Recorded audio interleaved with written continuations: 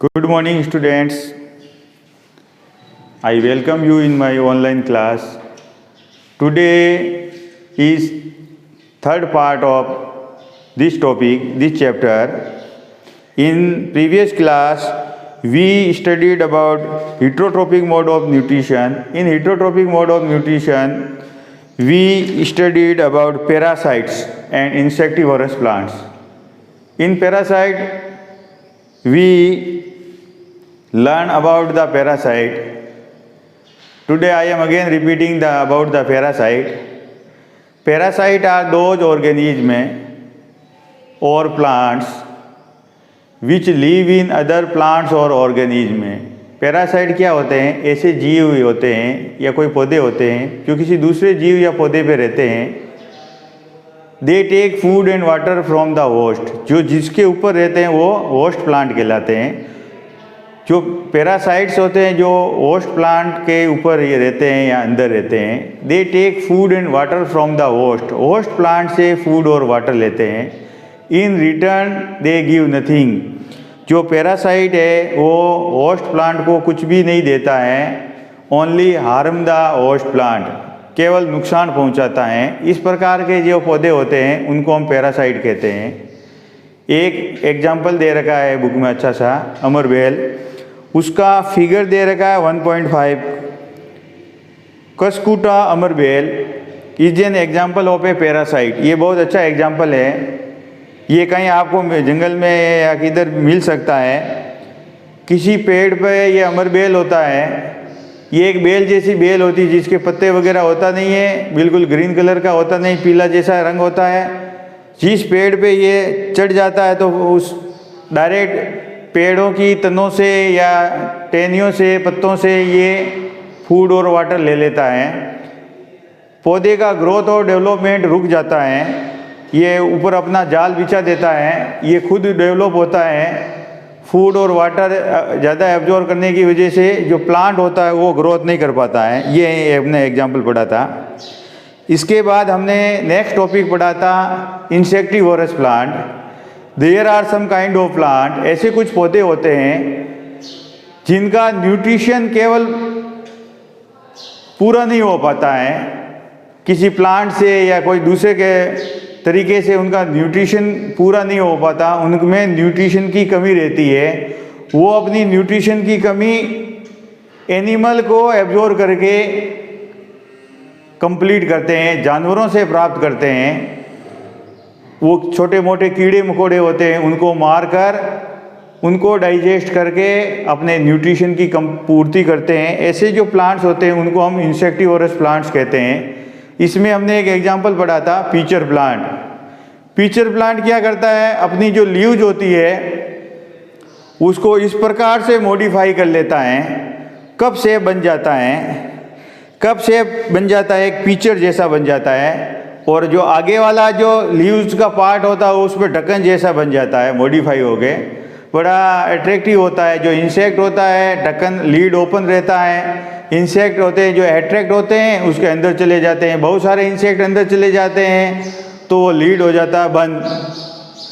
फिर वो कीड़े मकोड़े अंदर ही मर जाते हैं. और प्लांट ऐसा कुछ डाइजेस्टिव जूस सीक्रेट करता है जिससे उसको सोल्यूबल फॉर्म में कन्वर्ट कर देता है और उनको एब्जॉर्ब करता है, जिससे अपने न्यूट्रिशन की पूर्ति करते हैं. तो इस प्रकार के जो प्लांट्स होते हैं, ऐसे और भी बहुत सारे प्लांट्स होते हैं. अपने बुक में एक जो पीचर प्लांट का एग्जाम्पल दे रखा है, इसका डायग्राम दे रखा है फिगर 1.6. उसमें डायग्राम में जो लीव्स मॉडिफाइड होके पीचर में कन्वर्ट हुई है वो बता रखा है. इसके अलावा साइड में एक डायग्राम दे रखा है जिसमें जो लीव्स पूरा किस प्रकार से मॉडिफाइड हुआ है वो दिखा रखा है. उस पर जो आगे का जो पार्ट है लीव का वो लीड का काम कर रहा है. और जो भी इंसेक्ट आता है इससे अट्रैक्ट होता है, अंदर चला जाता है. अंदर जाने के बाद लीड क्लोज हो जाता है. इंसेक्ट अंदर ही ट्रैप हो जाता है. फिर कुछ डाइजेस्टिव जूसेस सीक्रेट होते हैं जो इंसेक्ट को डाइजेस्ट करके सोल्यूबल फॉर्म में कन्वर्ट कर देते हैं. फिर जो न्यूट्रिशन जो मिलता है उसको प्लांट एब्जॉर्ब करते हैं और अपनी न्यूट्रिशन की जो कमी होती है उसको पूर्ति करते हैं. अब नेक्स्ट टॉपिक आज पढ़ेंगे हम सेप्रोट्रोप्स.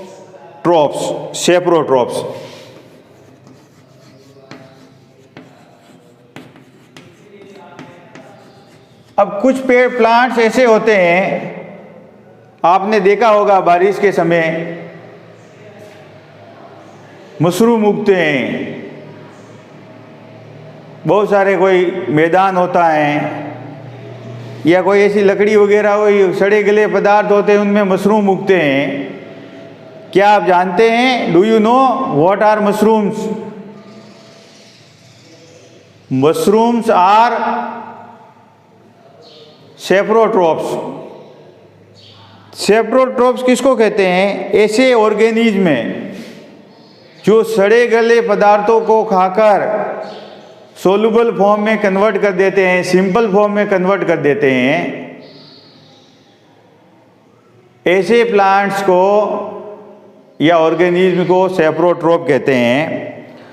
सड़े गले पदार्थ को खाकर सिंपल फॉर्म में कन्वर्ट करते हैं। जैसे फंजाई होता है, वो भी एक सेप्रोट्रोप का एग्जाम्पल है। फंजाई दोनों प्रकार के होते हैं, पैरासाइट भी होती है, सेप्रोट्रोप भी होती है। तो देखो बुक में भी एक दे रखा है कि they have a different mode of nutrition, they secrete digestive juice on the dead and decaying matter and convert into solution, they absorb the solution, then they absorb the nutrients from it. This mode of nutrition in which organisms take in nutrients in solution form from dead and decaying organic matter are called saprotropic mode of nutrition. ऐसा nutrition जो dead and decaying organic matter होता है, सड़े गले जो पदार्थ होते हैं, उनको ब्रेक डाउन करके सोलुबल फॉर्म में कन्वर्ट करता है, ऐसे ऑर्गेनिज्म में उनको हम क्या कहते हैं? सेप्रोट्रोपिक मोड ऑफ न्यूट्रिशन कहते हैं। There are some organism they eat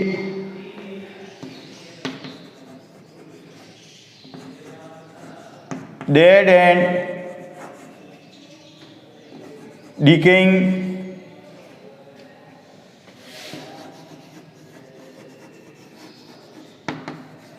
organic matter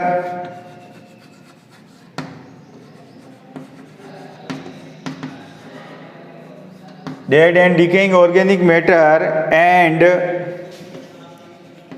convert into solution form.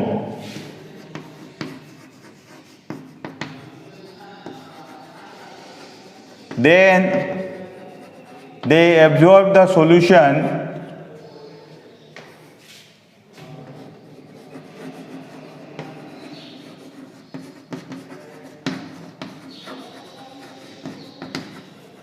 and get nutrients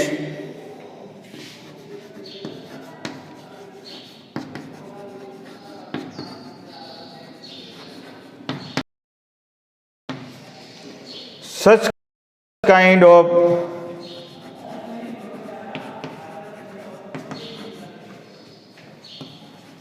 nutrition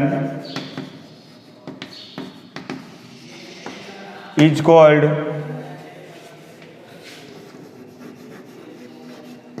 saprotropic mode of nutrition.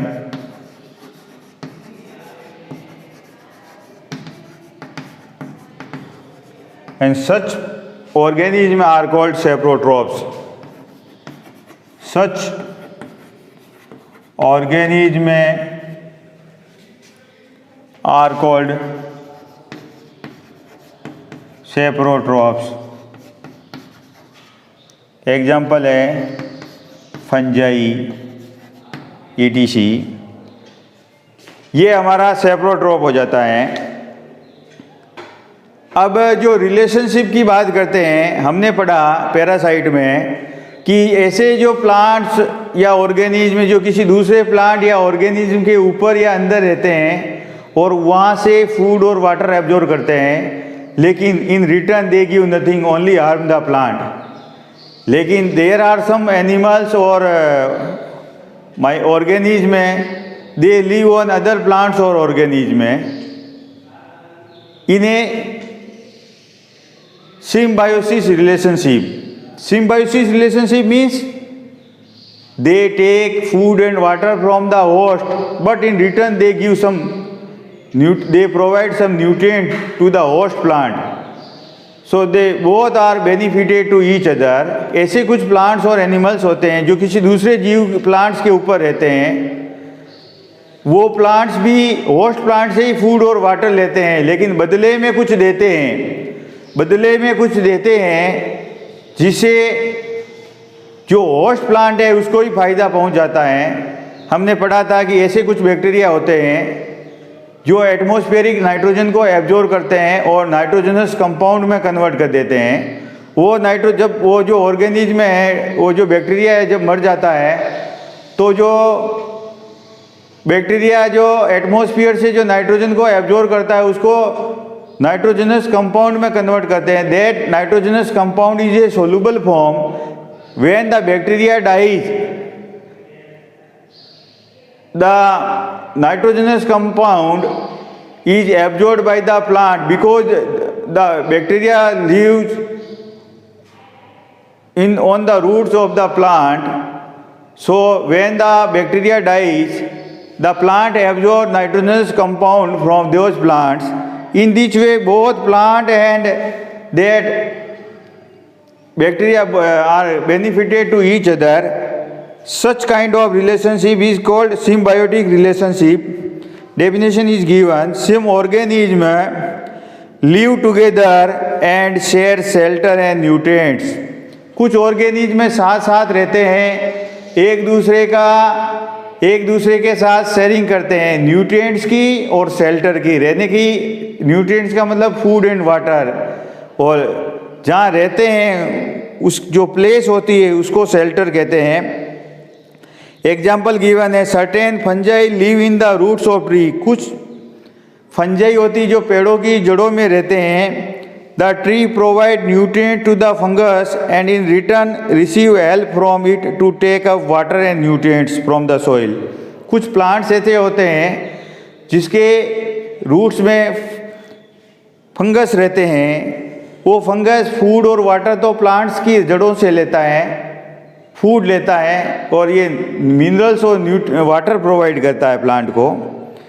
तो ऐसे बहुत सारा रिलेशनशिप, सिम्बायोसिस रिलेशनशिप होता है, मीन्स दोनों को फ़ायदा होता है, उसको हम कहते हैं सिम्बायोटिक रिलेशनशिप। एक एग्जांपल आपने देखा होगा लाइकेन, या नहीं पढ़ा होगा लाइकेन। लाइकेन में क्या रहता है?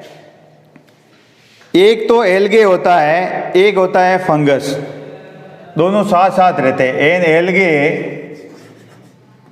ए फंगस, ये दोनों एन एल्गे ए फंगस दोनों साथ साथ रहते हैं। एल्गे होता है ये ग्रीन कलर का होता है, तो autotrophic mode of nutrition perform करता, मीन्स अपना भोजन स्वयं बनाता है। दोनों साथ साथ रहते हैं, कहने का मतलब सिम्बायोटिक रिलेशनशिप में साथ साथ रहते हैं। फंगस को जो फूड चाहिए ये भोजन बनाता है। फोटोसिंथेसिस प्रोसेस से क्लोरोफिल होता है फंगस में, हमने पढ़ा है। Fungus are green in colour, it contain chlorophyll, it can make food by the in the presence of sunlight. ये भोजन स्वयं बनाता है, तो फंगस के लिए ये भोजन अवेलेबल कराता है। मीन्स दोनों साथ में रहते हैं, तो फंगस के लिए जो भोजन चाहिए वो एल्गे से मिल जाता है। और एल्गे, ये फंगस क्या काम करता है? इस प्रोटेक्शन प्रोवाइड करता है, सुरक्षा प्रोवाइड करता है, और दोनों साथ साथ रहते हैं। ये भी सिम्बायोसिस रिलेशनशिप है। बुक में भी गिवन है कि इन ऑर्गेनिज्म में called lichen a chlorophyll containing partner which is an algae and a fungus live together. जो साथ में रहते हैं, the fungus provide shelter, water and minerals to the algae. पानी प्रोवाइड करता है, शेल्टर प्रोवाइड करता है, and in return the algae provide food which is prepared by photosynthesis. अब लास्ट टॉपिक रहा how nutrients are replenished in the soil. जो nutrients होते हैं सॉइल में, उनकी मात्रा को कैसे मेंटेन करते हैं। सभी बच्चे जानते होंगे कि घर पे कोई गमला हो, आप उसमें पानी देते हो और साथ में कुछ और भी डालते हो ताकि जो पौधा लगा रखा आपने गमले में उसका ग्रोथ और डेवलपमेंट अच्छा हो। आप समय समय से आप कुछ या तो मार्केट से या कुछ जो फर्टिलाइज़र होता है वो या कुछ मेन्यू डालते हो, एनिमल प्रोडक्ट डालते हो, गोबर वगैरह आप डालते हो ताकि पौधों में न्यूट्रिशन बना रहे। तो ये टॉपिक क्या बता रहा है, जो खेत वगैरह होते हैं हर बार फसल उगाई जाती है तो जो फसल होती है वो कुछ न्यूट्रिएंट्स एब्जॉर्ब कर देती है, उस फील्ड में उस न्यूट्रिएंट्स की कमी आ जाती है। हियर क्वेश्चन इज अराइजेज कि वो न्यूट्रिएंट्स जो कम पड़ जाते हैं उनकी पूर्ति कैसे होती है। तो इसके लिए हमने पढ़ा है, पहले तो कुछ ऐसे माइक्रो ऑर्गेनिज्म रहते हैं ज़मीन पर, मिट्टी में, वो न्यूट्रिएंट्स बनाते हैं, वो एटमॉस्फेरिक नाइट्रोजन को एब्जॉर्ब करते हैं और नाइट्रोजनस कंपाउंड में कन्वर्ट कर देते हैं। व्हेन दीज बैक्टीरिया डाई, जब वो बैक्टीरिया मर जाते हैं, the solution form of nutrients mixes in the soil, the plant absorb those nutrients. Second method, farmers from time to time add fertilizer or manure to the soil or crop। मिट्टी में समय समय पर menu डालते हैं या जो crop होता है उसको फर्टिलाइज़र ऐड करते हैं। इस प्रकार से न्यूट्रिएंट्स बनता है। इसके साथ ऐसे कुछ प्लांट्स होते हैं जिनकी जड़ों में ऐसे बैक्टीरिया ज़्यादा पाए जाते हैं। जो भी फलीदार पौधे होते हैं, फलीदार पौधों की जड़ों में ऐसे बैक्टीरिया पाए जाते हैं, उसका नाम है राइजोबियम बैक्टीरिया। फलीदार पौधों में उनकी जड़ों में ऐसा बैक्टीरिया पाया जाता है जिसका नाम है राइजोबियम बैक्टीरिया। ये राइजोबियम बैक्टीरिया एटमॉस्फेरिक नाइट्रोजन को नाइट्रोजनस कंपाउंड में कन्वर्ट कर देता है और वो न्यूट्रिएंट्स को बढ़ा देता है। इसलिए जो फार्मर होता है उसको अपनी न्यूट्रिटिविटी बनाए रखने के लिए या तो फसल को चेंज करके बोना चाहिए या फ्रॉम टाइम टू टाइम ये जो पल्सेज होते हैं इनको बोना चाहिए, जिसमें राइजोबियम बैक्टीरिया, जैसे पी प्लांट होता है या दाल्स होती है, जो पल्सेज होती है दाल, उनकी पौधों की जड़ों में ऐसे बैक्टीरिया पाए जाते हैं। तो खेत में न्यूट्रिटिविटी को बनाए रखने के लिए आपको फ्रॉम टाइम टू टाइम ऐसे पौधे लगाओ ताकि न्यूट्रिशन बना रहे। ये हमारा चैप्टर कंप्लीट हो जाता है। सभी बच्चे चैप्टर रीडिंग करेंगे और कोई एक्सरसाइज गिवन है आगे, इसको आप सोल्व करने का कोशिश करेंगे। नेक्स्ट क्लास में हम एक्सरसाइज सोल्व करेंगे। Thank you.